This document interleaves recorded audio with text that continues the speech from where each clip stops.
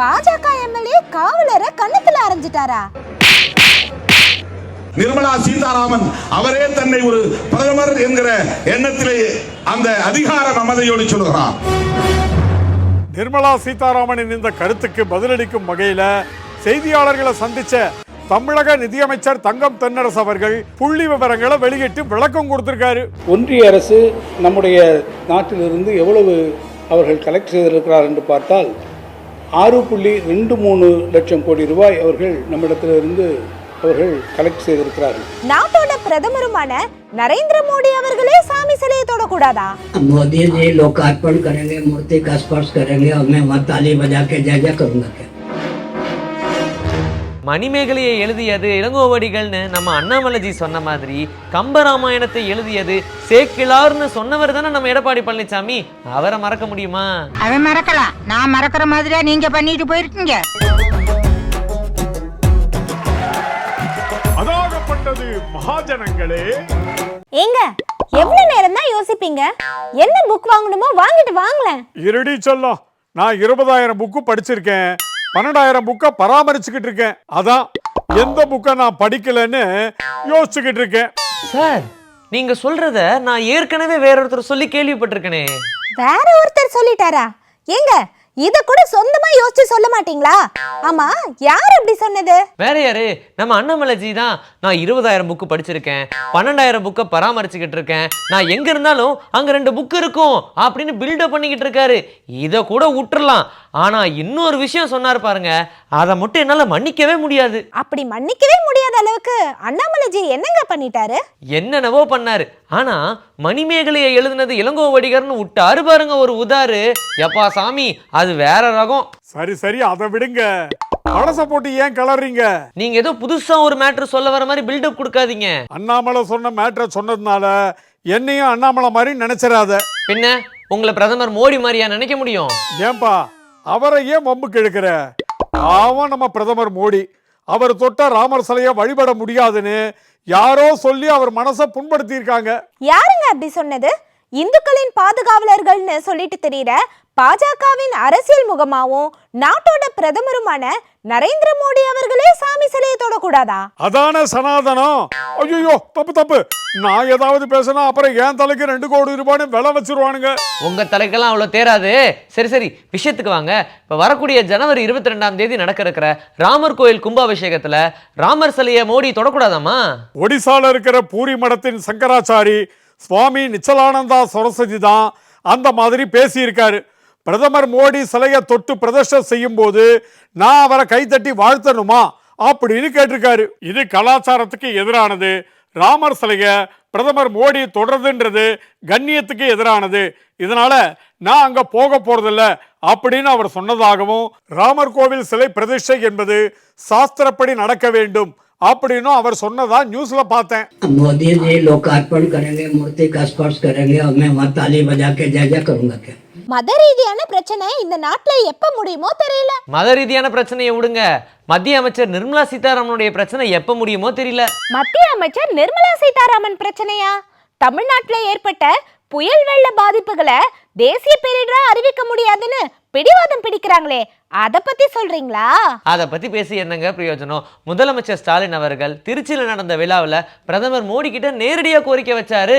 ஆனா மத்திய பாஜக அரசாங்கத்துக்கு தான் நிதியை கூடுதலா கொடுக்கறதுக்கு மனசே வரல. ஆனா மத்திய நிதி அமைச்சர் நிர்மலா சீதாராமன் ஏதாவது பேசுறதும், அதுக்கு நம்ம நிதி அமைச்சர் தங்கம் தென்னரசு ஏதாவது சொல்றதும்னு தொடர்ச்சியா நடந்துகிட்டு தான் இருக்கு. நம்ம அண்ணாமலைஜி கூட 31 மாசமா தமிழக அரசு ஏன் வருமானத்தை பெருக்கல அப்படின்னு கேட்டிருக்கிறதா கூட பார்த்தேன்.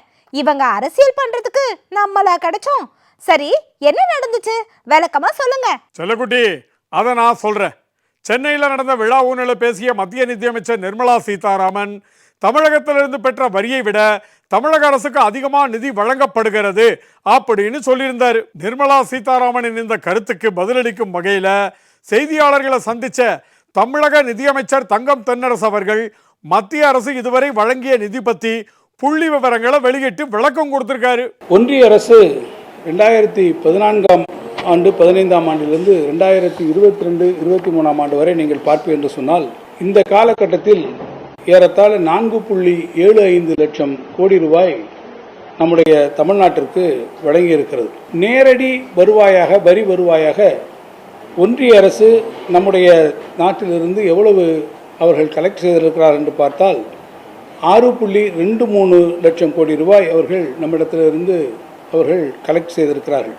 நம்மிடத்திலிருந்து செல்லக்கூடிய ஒவ்வொரு ரூபாய்க்கும் மீண்டும் அவரிடத்திலிருந்து நாம் பெறுவது 29 பைசா தான் நாம் அவரிடத்திலிருந்து திரும்ப பெறுவதாக நான் ஏற்கனவே குறிப்பிட்டிருந்தேன். முதலமைச்சர் ஸ்டாலின் அவர்கள் நிதி அமைச்சர் தங்கம் தென்னரசு சொன்ன இந்த பதிவை தன்னுடைய எக்ஸ் பக்கத்துல பதிவிட்டிருக்காரு. அது மட்டும் இல்லாம திமுக செஞ்சு வந்துட்டு இருக்கக்கூடிய பல நலத்திட்டங்களையும் பதிவிட்டிருக்காரு. ஆமா தம்பி, அந்த பதிவில் இந்திய மாநிலங்களின் நலன் காக்க வேண்டிய பொறுப்பில் உள்ள மத்திய அரசு தமிழக மக்களுக்காக செய்தது என்ன? மத்திய நிதியமைச்சரின் பேச்சுக்கு விரிவான பதில் தந்திருக்கிறார் தமிழக நிதியமைச்சர் தங்கம் தென்னரசு அப்படின்னு கூட சொல்லியிருக்காரு. நிர்மலா சீதாராமன் நிதி அமைச்சரா இல்ல பிரதமரானே தெரியலையே. அவங்க எடுக்கிற முடிவு தான் இறுதி முடிவா? நியாயமான கேள்விதான். ஆனா இந்த கேள்வியை விடுதலை சிறுத்தைகள் கட்சியின் தலைவர் திருமாவளவன் அவர்களும் கேட்டிருக்காரு. பாருங்க. மாநில அரசுக்கு ஒதுக்கீடு செய்ய வேண்டிய இந்திய ஒன்றிய அரசு அதை செய்திருக்கிறதா என்றால் செய்யவில்லை என்பது மட்டுமல்ல, நிர்மலா சீதாராமன் அவரே தன்னை ஒரு பிரதமர் என்கிற எண்ணத்திலே அந்த அதிகார மமதையோடு சொல்லுகிறான். அப்படியெல்லாம் தர முடியாது. சூப்பர்ல, நான் கூட பார்த்தேன். இதுல எத்தனை அண்ணாமலை வந்தாலும் பருப்பு வேகாதுன்னு அவர் சொன்னார் பாருங்க, பயங்கர கைத்தட்டல். பல பத்தாண்டுகளாக போராடுகிறார்கள், மாறி மாறி கூட்டணி வைத்து பார்த்தார்கள். அவர்களால் தமிழ்நாட்டில் வேறொன்ற முடியவில்லை. இந்த மண் பக்குவப்படுத்தப்பட்ட மண், மதவெறிக்கு எதிரான மண், வெறுப்பு அரசியலுக்கு எதிரான மண், வர்ணாசிரம சக்திகளுக்கு எதிரான மண், சனாதன சக்திகளுக்கு எதிரான மண். எத்தனை அண்ணாமலைகளை கொண்டு வந்தாலும் இங்கே உங்கள் பருப்பு வேகாது என்பதை எழுதி வைத்துக் கொள்ளுங்கள். இவிஎம் மிஷின் வேணா அப்படின்னு அவரு தொடர்ந்து பேசிட்டு வராரு. இதுல கூட்டணியில அவர் சொன்ன கருத்துக்கு கிடைச்ச ரியாக்ஷன் பத்தியும் பேசியிருக்காரு. அத பாத்தீங்களா? நம்முடைய இந்தியா கூட்டணி தலைவர்கள் ஆலோசனை கூட்டம் டெல்லியில் நடந்தது. விடுதலை சிறுத்தைகள் கட்சி சார்பில் வலியுறுத்தி சொன்னோம், இவிஎம்ஏ கூடாது, பேலன்ஸ் சிஸ்டம் தான் கொண்டு வரணும், அதை வலியுறுத்தணும். பேசி முடிச்ச பிறகு ரெசல்யூஷன் வருது. என்ன தீர்மானத்தில் இருந்துச்சுன்னா 100 விழுக்காடு விவிபிஏடி வைத்து ஒப்புகை சீட்டுடன் வாக்குப்பதிவை செய்ய வேண்டும். இதுலயும் ஓட்டு போடணும், இவிஎம்ல அந்த சீட்டை வாங்கி ஓட் பாக்ஸ்லயும் போடணும். கவுண்டிங் அன்னைக்கு ரெண்டையும் டேலி பண்ணணும்னா சரி பார்க்கணும். அரசு வேற, அரசியல் வேற. அரசியல் பேதங்கள் எல்லாம் மறந்து முதலமைச்சர் ஸ்டாலின் அவர்கள் எல்லா விழாலையும் கலந்துக்கிறாரு. நாளைக்கு சென்னை நந்தம்பாக்கத்தில் நடக்கிற 2 நாளைக்கான உலக முதலீட்டாளர்கள் மாநாட்டில் முதலமைச்சர் ஸ்டாலின் அவர்கள் மட்டும் இல்லாமல் மத்திய அமைச்சர் பியூஷ் கோயலும் கலந்துக்க போறதா அறிவிப்பு வந்திருக்கு. ஆனா பாஜக தலைமையிலான மத்திய அரசாங்கம் ஒரு அரசு செய்ய வேண்டிய நியாயமான வேலையில கூட அரசியல் பண்ணிக்கிட்டு இருக்கு. அரசியல் நாகரிகம்னா பாஜக இருக்கிற பல பேருக்கு தெரியாது. அதுக்கு உதாரணம் தான் பாஜக எம்எல்ஏ ஒருத்தர் காவலரை கன்னத்துல அரைஞ்ச சம்பவம். என்னங்க சொல்றீங்க? பாஜக எம்எல்ஏ காவலரை கன்னத்துல அரைஞ்சிட்டாரா? ஆமாண்டி செல்லம், பூனாவில் ஒரு மருத்துவமனை விழா நடந்திருக்கு. விழா மேடையில பாஜக எம்எல்ஏ சுனில் காம்ப்ளே பேரு இடம்பெறல. இதனால விரக்தி அடைஞ்சு மேடையிலிருந்து கீழே இறங்கினப்போ அந்த பாஜக எம்எல்ஏ சுனில் காம்ப்ளே தடுமாறி இருக்காரு. அப்ப கோபம் அடைஞ்ச அவரு பாதுகாப்பு பணிக்காக படிக்கட்டுல நின்றுகிட்டு இருந்த காவலரை கன்னத்துல அரைஞ்சிட்டாரு. இதனால அங்க கூடியிருந்த எல்லாரும் ஷாக் ஆயிட்டாங்க.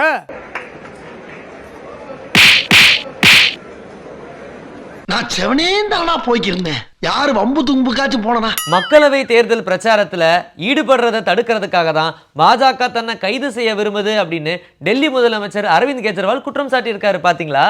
बीजेपी का मकसद जांच करना तो है ही नहीं, इनका मकसद तो लोकसभा चुनाव में मुझे प्रचार करने से रोकना है. டெல்லி முதலமைச்சர் கெஜ்ரிவால பாஜக கைது செய்ய நினைக்குதா? எதுக்குங்க?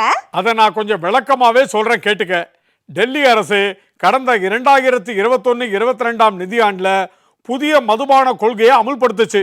இதுல ஊழல் நடந்ததா எழுந்த புகாரை சிபிஐ, அமலாக்கத்துறை ஆகிய அமைப்புகள் தனித்தனியா வழக்கு பதிவு செஞ்சு விசாரிச்சுக்கிட்டு வராங்க. இந்த வழக்கில் துணை முதலமைச்சர் மணிஷ் சிசோடியா உள்ளிட்டோர் ஏற்கனவே கைது செய்யப்பட்டு சிறையில் இருக்காங்க. இந்த சம்பவத்துல தான் அரவிந்த் கெஜ்ரிவாலுக்கு 3 முறை சம்மன் அனுப்பப்பட்டிருக்கு. அவர் ஆஜராகாதனால அவர் கைது செய்யப்படலாம்னு சொல்லப்படுது.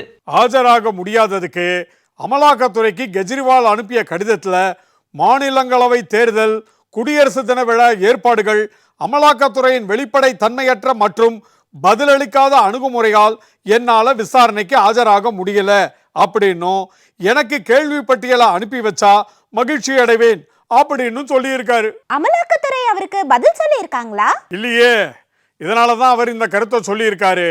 அமலாக்கத்துறையின் சம்மன்கள் சட்ட விரோதமானவை என்று வழக்கறிஞர்கள் என்னிடம் தெரிவித்தனர்.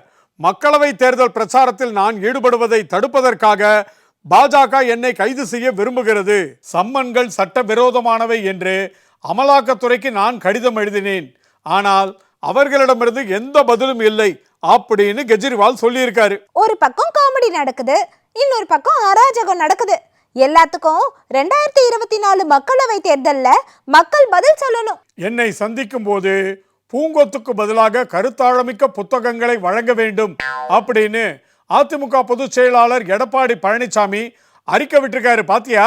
காமெடி நடக்குதுன்னு அவங்க சொன்னதுக்காக நீங்க இந்த நியூஸை சொல்றீங்களா? என்ன தம்பி இப்படி கோத்து ஊறிய? அது இல்லைங்க, மணிமேகலையை எழுதியது இளங்கோவடிகள்னு நம்ம அண்ணாமலைஜி சொன்ன மாதிரி கம்பராமாயணத்தை எழுதியது சேக்கிழார்னு சொன்னவர் தானே நம்ம எடப்பாடி பழனிசாமி. அவரை மறக்க முடியுமா? அவன் மறக்கலாம், நான் மறக்கிற மாதிரியா நீங்க பண்ணிட்டு போயிருக்கீங்க. மறக்கிற வியாதி மனுஷனுக்கு இருக்கணும், அதான் எல்லோருக்கும் நல்லது. என்ன பாருங்க, 20,000 புக்கு படிச்சிருக்கேன்னு சொன்ன எதுவுமே ஞாபகத்துல இல்ல. நீங்க என்ன மாதிரி புக் படிப்பீங்கன்னு எனக்கு தெரியாதா? வாயை மூடிட்டு வாங்க போவோம். ஓ, நீங்க அப்படிப்பட்ட புக்கு படிப்பீங்களா? நீ ஏடா கூடமா கற்பனை பண்ணாதப்பா. இவளுக்கு சமைச்சு போடுறதுக்காக சமையல் புக்கு படிப்பேன், அதைத்தான் இவ இப்படி சொல்றா. அதாகப்பட்டது மகாஜனங்களே.